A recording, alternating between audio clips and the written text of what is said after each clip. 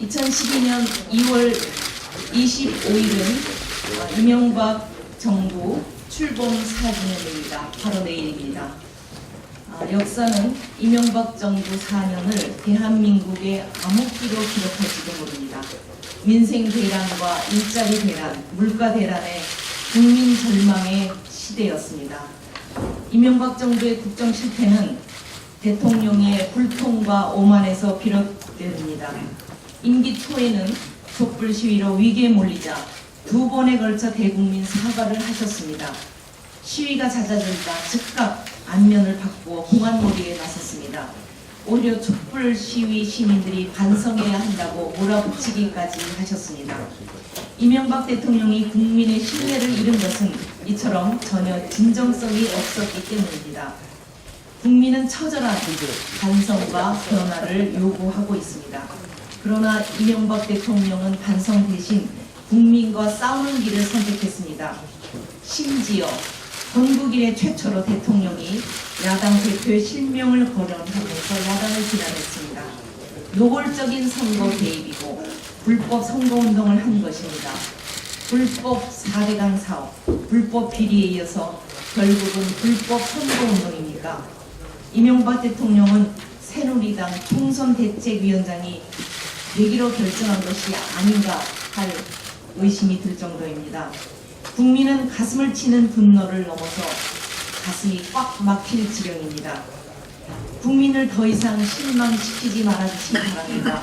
국민에게 위로의 손짓이라도 좀 보내주셨으면 좋겠습니다.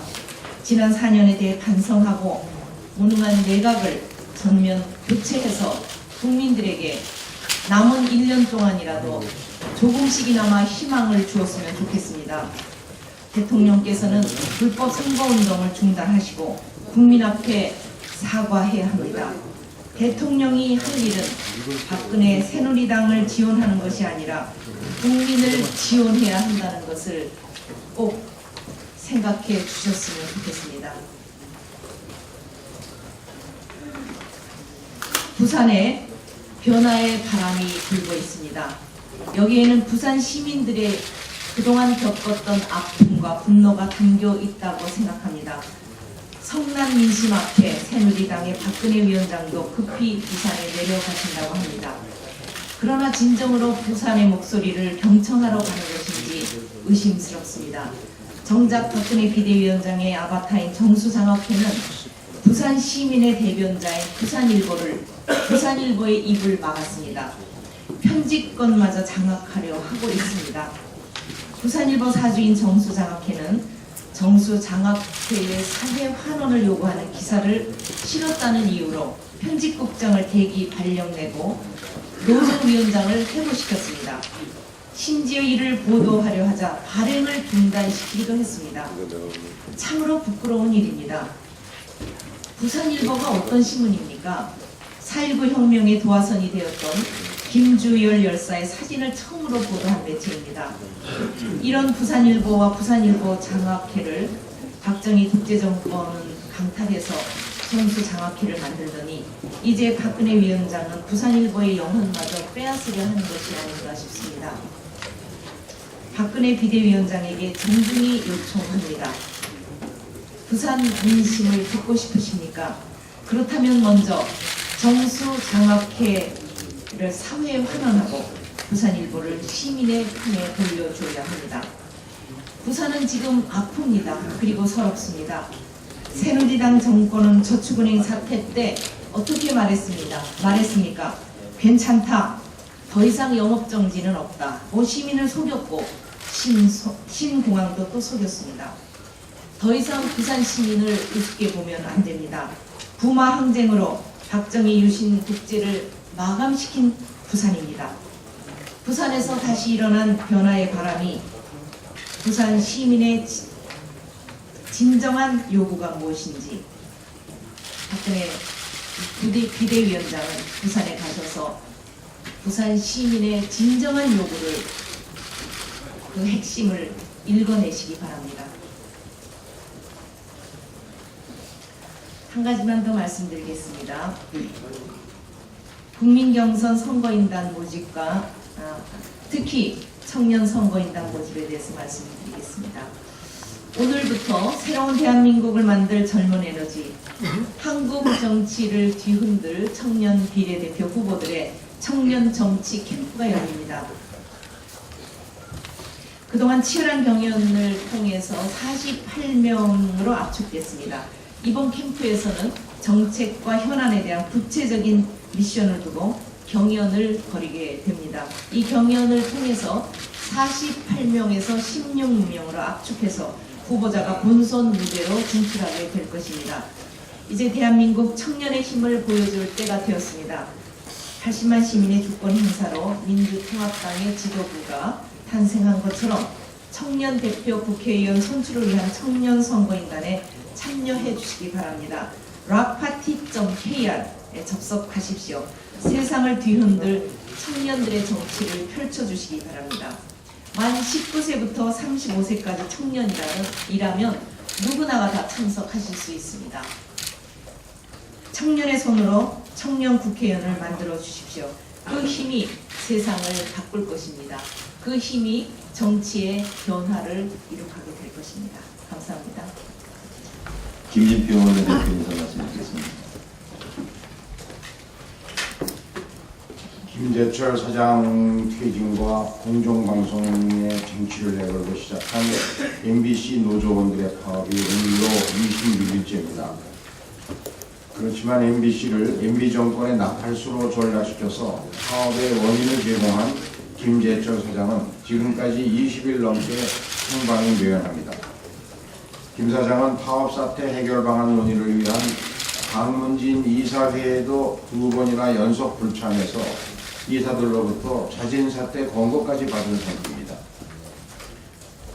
더욱이 김 사장은 사장으로서 이번 사태 해결의 의지나 책임은 전혀 보이지 않으면서 파업을 주도한 노조 간부를 명예훼손으로 고소하는 치졸함을 벌이고 있습니다.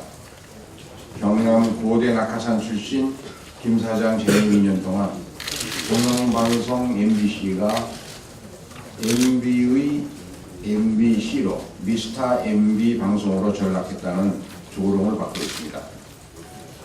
실제로 국내 언론학자 10명 중 8명이 올해 총선과 대선에서 이 상태로는 MBC가 공정하고 신뢰성 있는 보도를 할 수 없을 것이라고 판단하고 있습니다.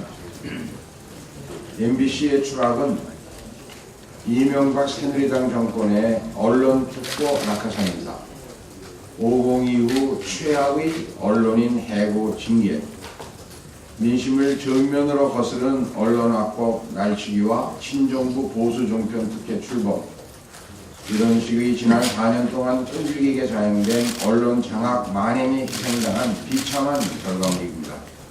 이로 인해 한국의 언론 자유 지수는 MB 정권 출범 직후 계속 떨어져서 이제 44위까지 밀려났습니다. 현재 MBC뿐만 아니라 KBS가 아침 보도를 보면 3월 2일부터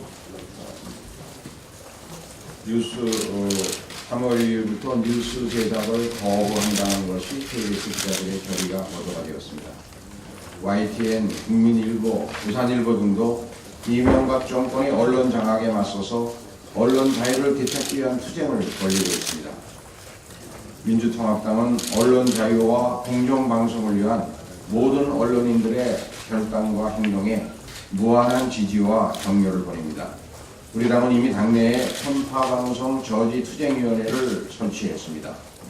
민주통합당은 MB정권의 언론 탄압으로 양산된 해직자, 징계자 등의 원직 복직과 법적 문제 해소는 물론이고 대한민국 언론의 공정성과 신뢰 그리고 언론 자유를 되찾기 위해서 모든 언론인들과 함께 끝까지 투쟁할 것입니다. 이상입니다.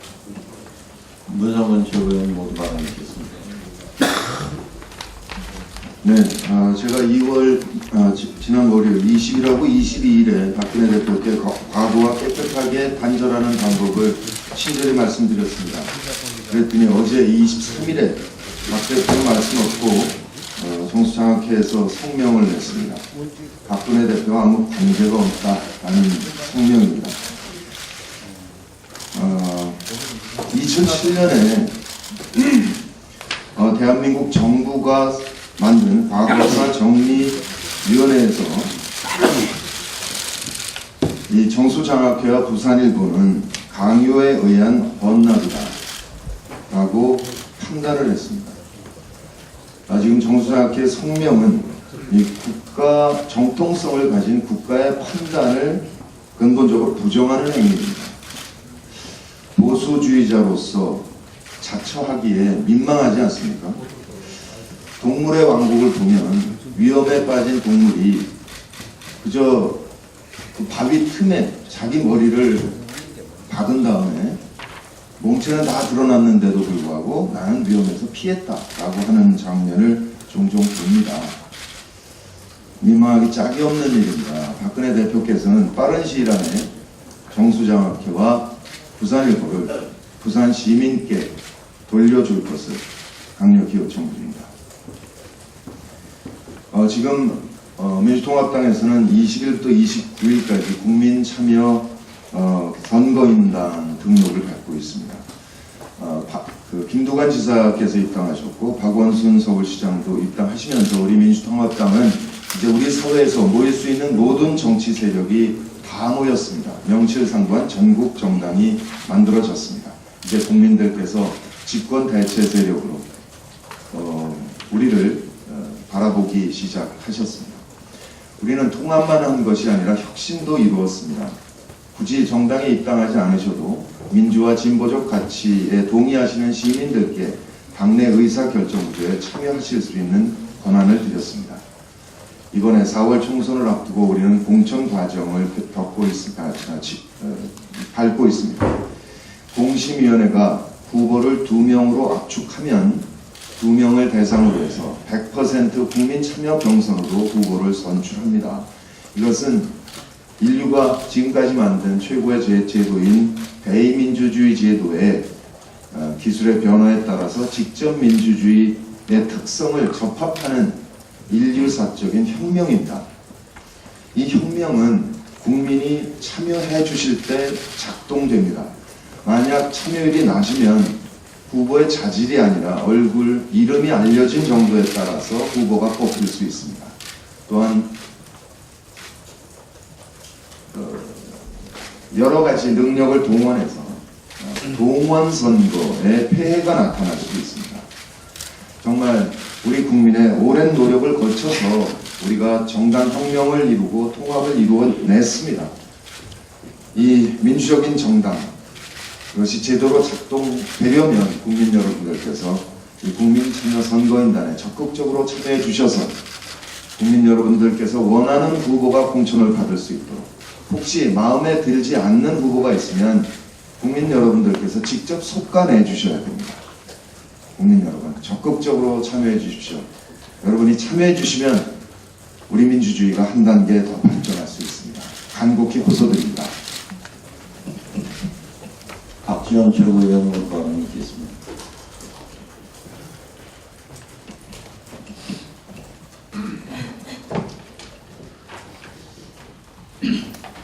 중국 정부는 스스로 국제 난민협약에 가입된 나라입니다.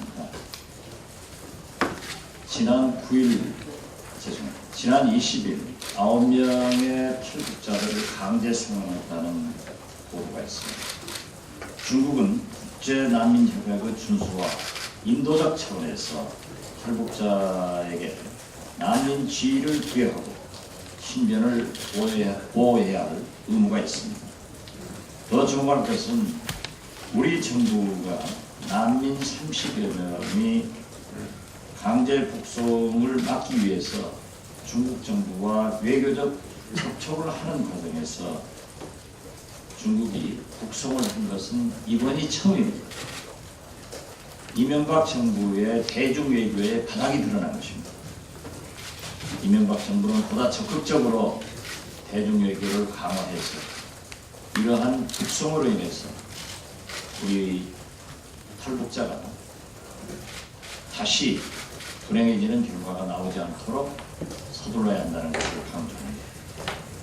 또한 북미 3차 고위 회담이 좋은 징조를 보이고 있습니다.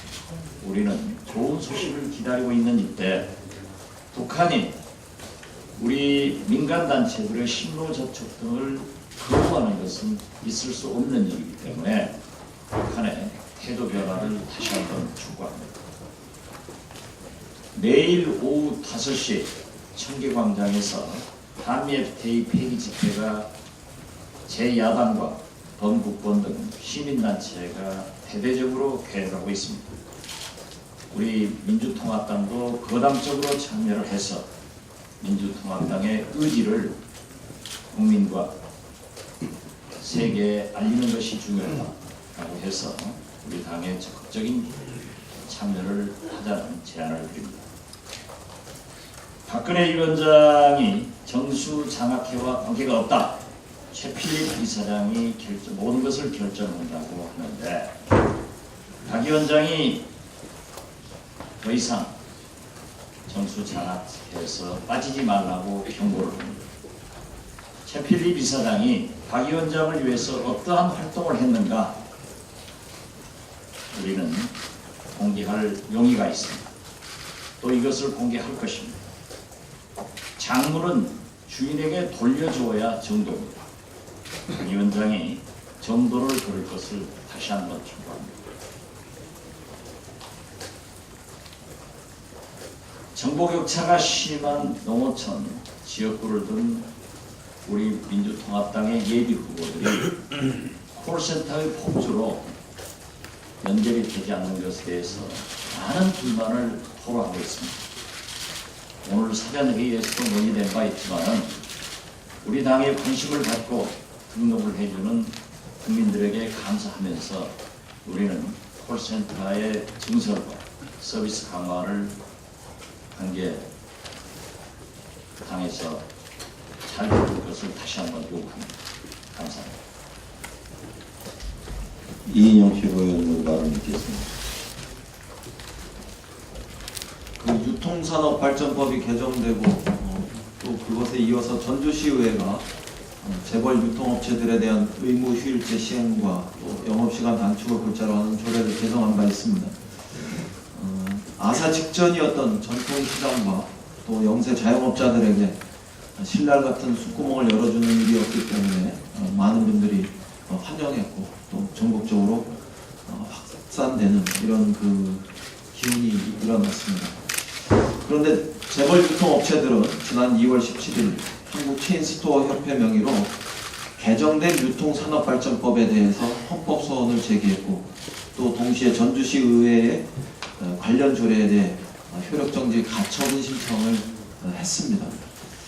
이것은 국민을 상대로 부를 축적했던 재벌 유통업체들의 모렴치한 참으로 인색한 행동이다 이렇게 평가하지 않을 수 없습니다. 국가의 경제 민주화 실천을 명시한 헌법 119조 2항에 대한 정면 도전이다 이렇게 평가합니다.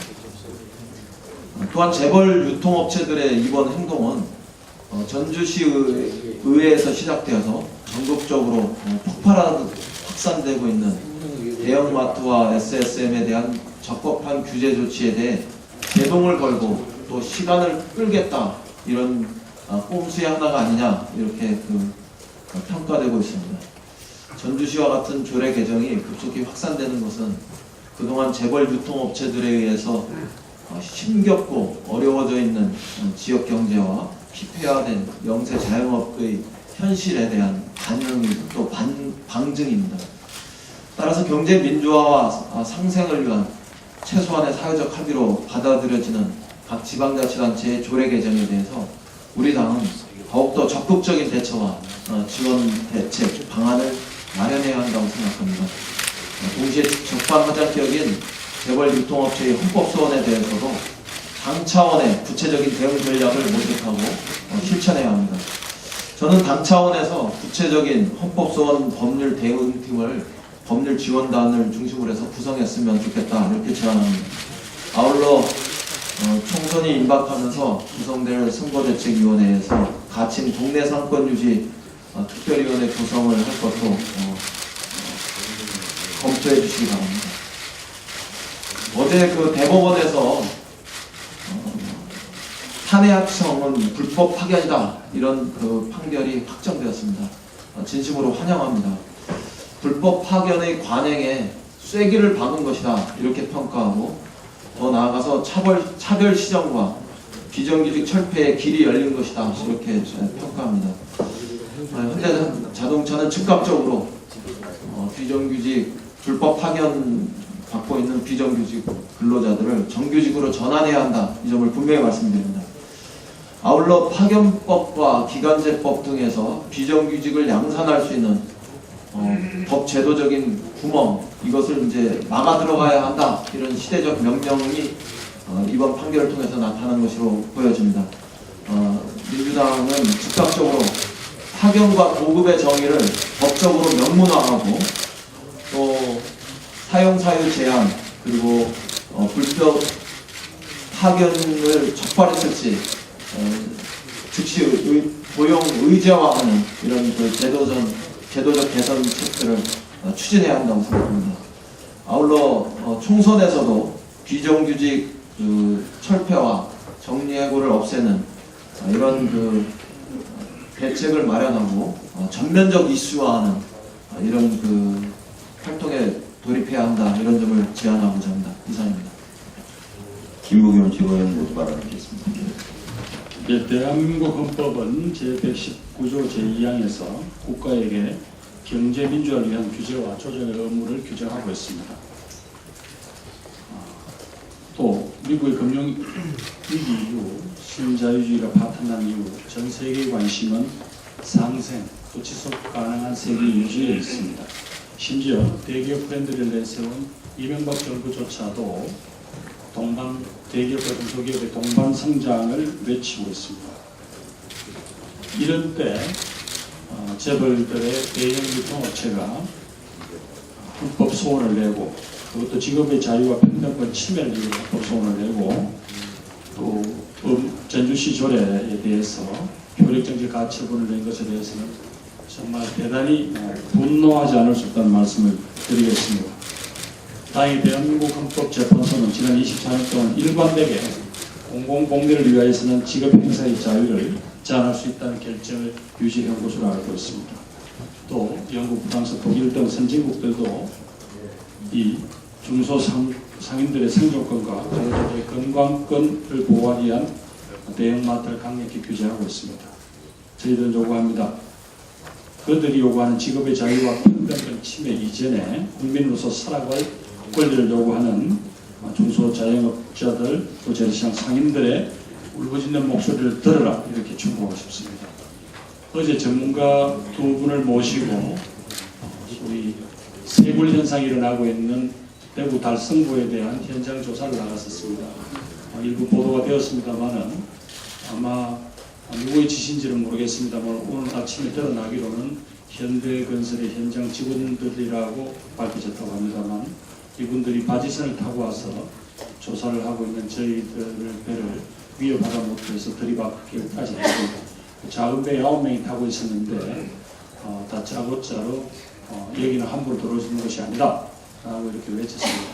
아마 가까이서 보았을 때 전문가들이 조사하고 있는 세골 현상, 땅바닥이 파짐으로써 보에 심각한 위협을 줄 수 있는 그런 이야기, 그런 데 대한 조사입니다. 그리고 가까이서 본 갈수기에 본 낙동강은 누가 보더라도 수질이 악화되고 있다는 걸 아마 볼 수 있었습니다. 아마 이런 것들을 막기 위해서 정부는 자신들이 허가받은 자들만 접근을 허용하겠다고 이야기하는데, 이명박 정권에게 분명히 요구합니다. 이명박이 했기 때문에 아무도 건드릴 수 없다가 아니라 이명박 정권이 했기 때문에 우리 국민들은 모두 다 보고 싶고 판단하고 싶다, 그렇게 경고하고 싶습니다. 이용득 최고위원 모두 발언하겠습니다.